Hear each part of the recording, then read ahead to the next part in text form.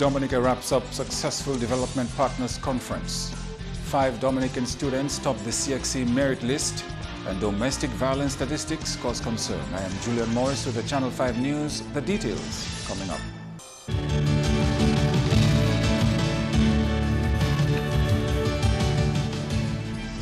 Topping the news, Prime Minister Skerritt told a Development Partners Conference here Monday that Dominica needed a new development plan.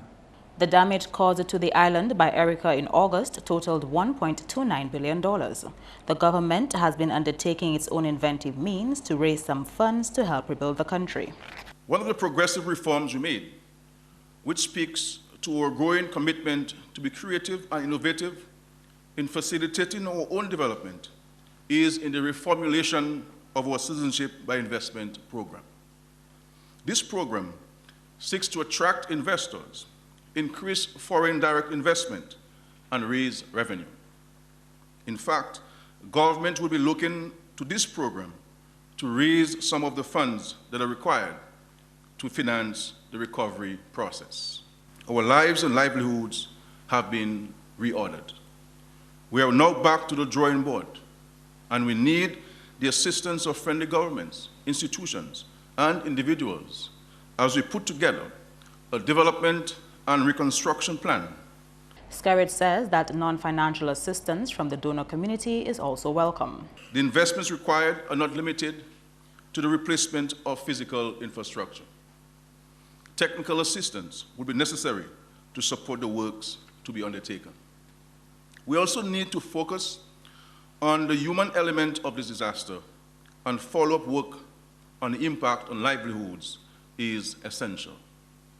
As we speak, there are hundreds of people housed in government-paid accommodation, as their homes have been either destroyed or is unsafe for them to return. We must deal urgently, therefore, with the matter of resettlement. In the productive sector, agriculture, fisheries and forestry were hardest hit with damage of $114.22 million. Under the social sector, damage to housing amounted to $119.80 million. And in the infrastructure sector, roads and bridges got the hardest hit, totaling $643.59 million. Andrea Louis, Channel 5 News. In related news, the Prime Minister says the results of the donors' meeting has gone beyond the government's expectations. The UNDP, the World Bank, OECS Commission and Caribbean Development Bank are some of the partners who attended Monday's conference. The Prime Minister says he found the discussion instructive. With regards to the resettlement, which is a major area of concern and attention of the government, we believe that it is not only about cutting roads and building houses and giving somebody a key, that there are a number of variables, a number of factors which one must consider in that process. And I'll be the first to say, as I've said before, that we do not have the requisite expertise on island to guide us in that direction, and therefore we'll be relying heavily on our partners, all of whom have indicated their keen interest and intention of providing us with that level of support and guidance. The World Bank is playing a key role in helping Dominica build back better and stronger. Dominica is already benefiting from a $38 million vulnerability reduction program meant to reduce the impact of disasters. $7 million goes into improving the data that would inform the larger investment and reconstruction work throughout the country. It's a matter of coordinating our efforts to respond to this disaster. So there will be investments from the World Bank side on hydrologic modeling, in getting lighter data to inform all the future investments, in mapping the soil system in the country to ensure that landslides and similar failures are well understood because of the nature of the topography of the country. Director General of the OECS Commission says Monday's Donors Recovery Conference went extremely well. He says what was important was the synergy that was developed. The fact that Dominica has been able to present a coherent plan for recovery has gone a long way, and that is what enabled, even on the spot today, several of the development partners to actually give concrete indications of support. Usually it is after the event you get these indications of support coming. We'll have more on the donors meeting in our next newscast. In other news now, 3 recent graduates of the Portsmouth Secondary School are among 5 Dominicans who've topped the CXC's regional merit list. The students are among the top 10 in the region on the June 2015 Caribbean Secondary Education Certificate Merit List in 3 subject areas. Lake Aaron Charles ranked 2nd, Sherma Prince 3rd, and Maldini Roye ranked 7th among the top 10 performers in the region in physical education and sport. Also on the top 10 list are Mainka John Baptist, a recent graduate of the Dominica Grammar School. She ranks 5th in the region in the agricultural science exam, while Adia Balthazar, a recent graduate of the Convent High School, ranks 5th in human and social biology. On Monday, the Ministry of Education publicly congratulated the students in a press release announcing their achievement. 16-year-old Lake Aaron Charles ranked highest among the 5 local students. He attends the Dominica State College. It was very surprising, you know. It gave me a sense of confidence in myself to be one of the second best in the Caribbean. I'm aspiring to be a pilot. That's why I'm studying geography and physics here. And I also hope to continue playing my sports to help me with my studies. Although Charles already has a vision for his pilot career, he says he is also hoping to make it on the West Indies cricket team one day. That's one of my long-term goals. I mean, I'm still young, but I can still have it under consideration. I play football for the Dominica State College. I'm also a national under-19 cricketer for the Dominica under-19 team, and I also represented at the Windward Islands at the under-15 level. Playing sports doesn't really deter you from your work. You have to manage your time properly and make sure you focus, and that is all you need. Meantime, the Portsmouth Secondary School is celebrating the achievements of its former students in the physical education and sport exam. If we can start from being the top sports school, that's in practical sense, being the top school in Dominica for the past 7 or 8 years, some of them consecutively, I think now to have some students top the PE exam, that's talking about theory right now, it says quite a lot about the school. It says that we're not only doing things practically, coaching and stuff like that, but we are doing, it's a wholesome package. We're doing both in theory and practical, and that speaks volumes about what happens at the school in the PE department. Joseph says teachers Heslin Wyke and Glenson Prince had a part to play in this success. In all the years that we have done that exam, this is the first time that we have topped, the top 10. For the past 3 years, we've been having 100% pass. Not this year. This year we had 100% pass. But the year before and the year before that, we had 100% pass, all ones. This year we had 100% pass, but not all ones. Another top performer, Maldini Roye, is the son of Education Officer Margaret Jules Roye. From my reports after I got the news and I found out about that, they said that other islands are already dominating and so on. So for Dominica to have 5 students, I think it's a plus for education system. And in the case of Maldini, Lake, and Sherma, where they have done well in PE, it tells us that sports and academics can go together. The parents will just have to support our children, and both in the academics and in the sports, to prove that both of them can go together and the children can excel. 16 charitable organizations on the island to benefit from a financial donation from one of the leading charitable organizations here. The foundation's annual dinner earlier this year made just over $30,000. The support from the patrons was again not what we expected. The sales dropped a little bit. As to what's the reason, we don't know, but we know the economy has been a bit, up and about, downturn, that kind of thing. So the patrons, the numbers we expected, we did not get them. However, we were able to still do what we set out to do. As the chairman indicated, we have a reserve fund, so from time to time, based on what we want to do, if what we generate out of the actual activity is not sufficient, then we pop in there and we pull out a little bit, which is something we do not like to do, but when it's necessary, we do it. The Dominica Association of Persons with Disabilities, Dominica Council on Aging, House of Hope, REACH, Roving Caregivers Program, St. Jerome's Ministry, St. Vincent de Paul Society, and the Social Center received donations on Monday. The people who actually made donations and contributions, that went up a little bit. So whilst the patrons, there was a downturn, but in terms of the contributions and donations, we saw a slightly upward movement. I mean, here this morning we made 8 presentations, but we actually doing 16. And all of them are in excess of $1,000, some of them $2,000, $2,500. So, you know, so we've still done, I think, pretty well in being able to meet our targets. Operation Youthquake, Maho Senior Citizens Group, Grotto Home for the Homeless, the Alpha Center, Workshop for the Blind, the Dominica Infirmary, Northeastern District for the Aged, and Care for the Elderly in Portsmouth will receive their financial donations at a later date. You're watching Channel 5 News. Coming up, China's commitment to Dominica's new hospital and other development projects.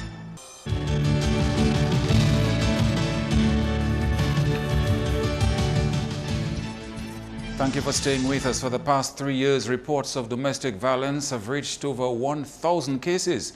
Idona John Baptist has more.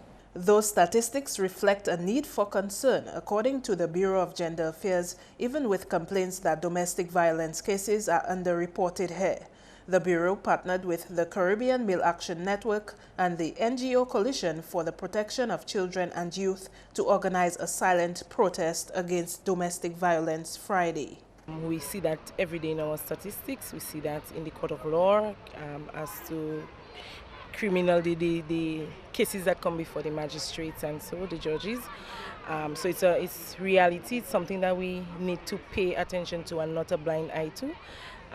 But with the recent incident in Stock Farm and the gruesome murder of that lady, young lady, it drove us to do something, although it may be 2 weeks after the incident, but it's not too late to create that kind of awareness and to sensitize persons as to the dangers of violence against anybody, whether it's woman, child, elderly, a man.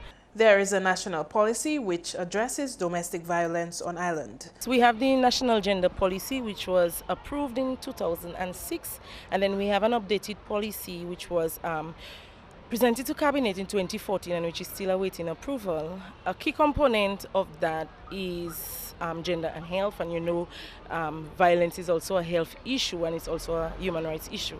And then there's the other components with violence and crime, key thematic area which is violence and crime, and within that it addresses the issue of gender-based violence. Statistics indicate that 60% of the reported cases involve people under 60. The Central Registry on Domestic Violence started in 2011. So from July 2011 to July 2014, there was 1,041 cases of domestic violence reported. And for such a small population like us, like Dominica, that's a high number, especially as the issue is widely underreported. Out of the victims, our statistics also tell us that 87% are female victims. We get reports from Social Welfare Division, the Bureau of Gender Affairs, the police, and the Dominica National Council of Women. Sexual abuse is the highest reported form of gender-based violence. What we have noticed is that our numbers have been growing every silent match, and now we have incorporated more children into delivering the message. So we're hoping that this message in itself can find a foothold within the family, and there we can see behavioral changes among our families. What is important also in having the children at these activities that for the sustained message to get out there. Meantime, opposition parliamentarian Hector John has encouraged his counterparts to advocate against domestic violence in their role in Parliament. Channel 5 News met John at Friday's silent protest. He said more people should speak out against domestic violence against women and girls. We know what is happening in our society. We are sweeping it under the carpet. We as lawmakers, we must go for Parliament to ensure that we enact laws that will protect our women and children. And I am calling on my other colleagues to join us and the parliamentary opposition too. If we want to go to Parliament urgently to enact laws, I think that is one of them we should do to protect our women and children. It is important that we do that as Dominicans. It is important that we join the coalitions that came together to have that protest.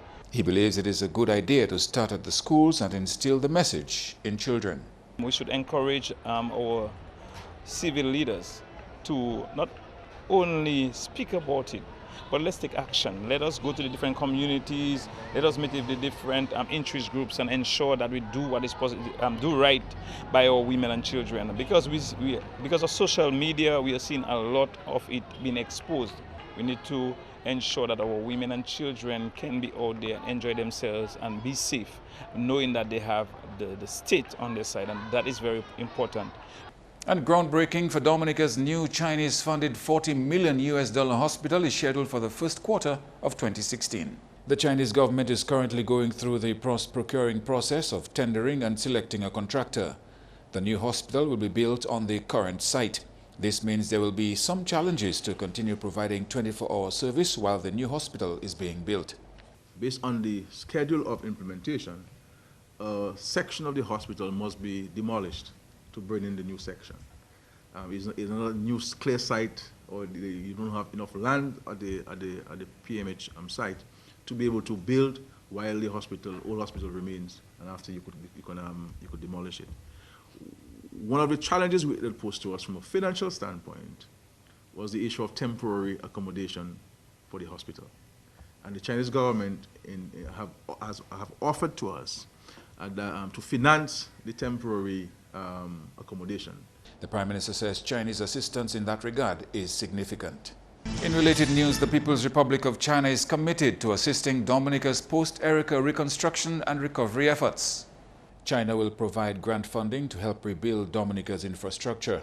Tropical Storm Erika cost Dominica $374 million in damage to infrastructure. The Chinese government has indicated its commitment to financing the reconstruction of the West Coast Road. And that would include the bridges, and that would include the failures we've seen, the landslides have undermined the roads, and a number of other interventions that will mitigate against the occurrence of this coming happen. This is a major, in our mind, a major commitment of assistance from a friendly nation. And we're very grateful to the government and people of China for this pledge of commitment to us. The Chinese government has also committed to help with resettlement of those displaced by Erika. Prime Minister Skerrit said government was grateful to China for this generous offer. And 1/3 of the proceeds of the second annual UWI Alumni and Friends Dinner to be given to victims of Tropical Storm Erika. Lurian Graham Carter has more. The award ceremony was held at the Fortune Hotel on Saturday. The UWI has decided to do its part for persons affected by Erika. We contacted our friends at the Roving Caregivers and asked to partner with community leaders in the areas of Petit Soufriere and Good Hope, two areas that were badly damaged during the storm.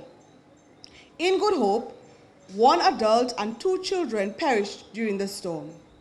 6 houses were destroyed, and 20 people are now in need of assistance to repair or to rebuild their homes.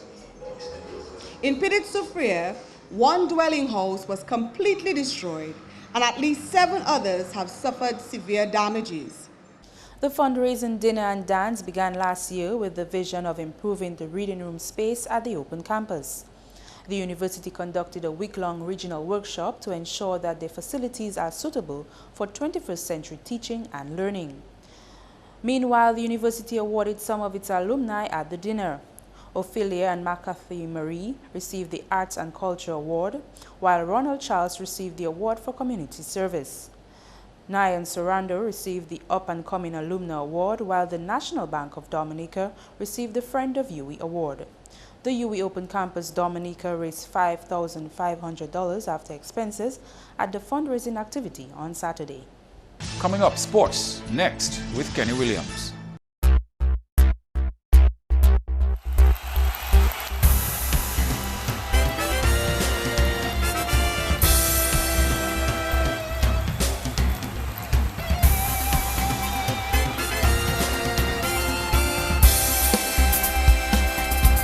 We ball off with cricket.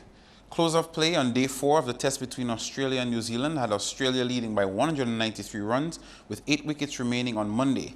In their second innings, Australia amassed 258 for 2. Smith scored 131 and Voges 101, both not out. In their first innings, Australia scored 559 for 9 declared. Meantime, New Zealand's Southee and Booth took 1 wicket each in their second innings. New Zealand in their first innings gathered 624 all out. In football, Dublin Football Club secured their 6th victory as Week 7 of the DFA Lime Premier League continued last weekend.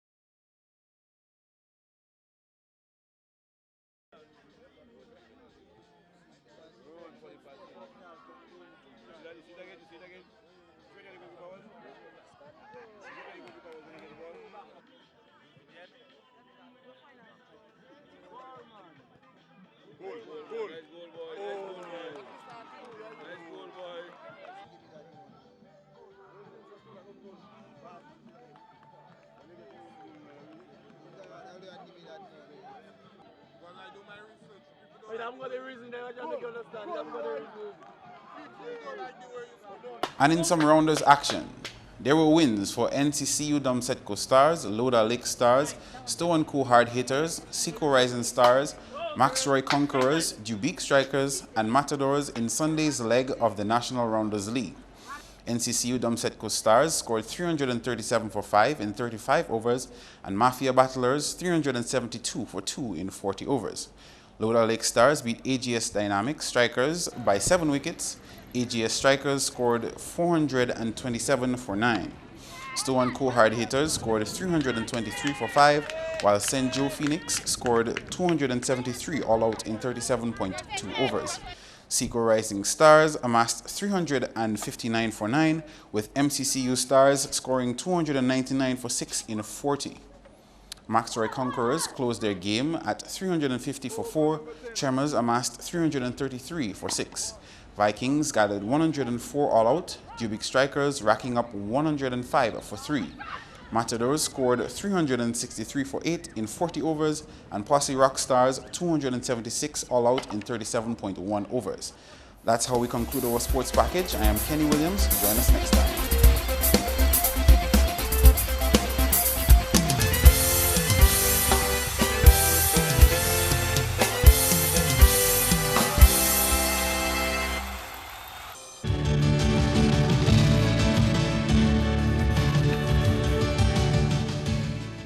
And we could be looking at an increase in showers and possible thunderstorm activity by late Wednesday into Thursday. Your weather report is next. Good evening. Welcome to tonight's weather broadcast. The pattern observed throughout the weekend continued into today, with occasional cloudy skies seen on satellite imagery. Here in Dominica, partly cloudy to cloudy skies was observed. Radar imagery indicated a few scattered showers across parts of the island chain today. Tonight's weather is expected to be partly cloudy to cloudy with some scattered showers. And for tomorrow, increasingly cloudy skies with scattered showers can be expected. Sea conditions are expected to be moderate in open water, with waves peaking near 7 feet.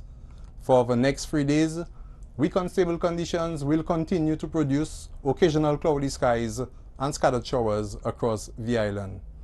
For the remainder of the Caribbean, occasional cloudy skies and scattered showers can be expected.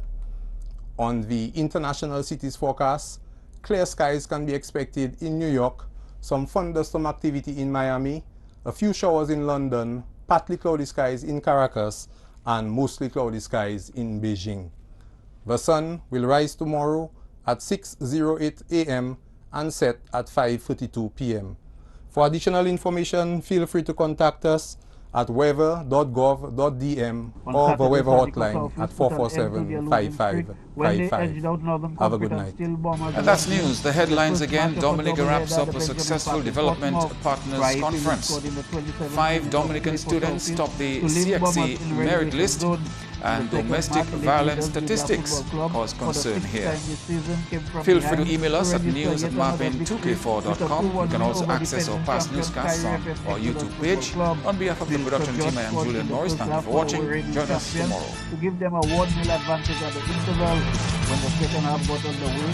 The 10-man New Latin took control of the match as they got the equalizer from Rashid Bertrand, then the winning goal from Ludwig Bertrand, giving them the 6th straight victory for the season. The action continued on Sunday with another doubleheader at the Benjamin Park. The Baffin State Football Club hammered Simon Mill on the 95-1 in the first match. Wilson Benjamin from the back of the net scoring for Baffin State, with 1 each coming from Randolph Celsius. Delbert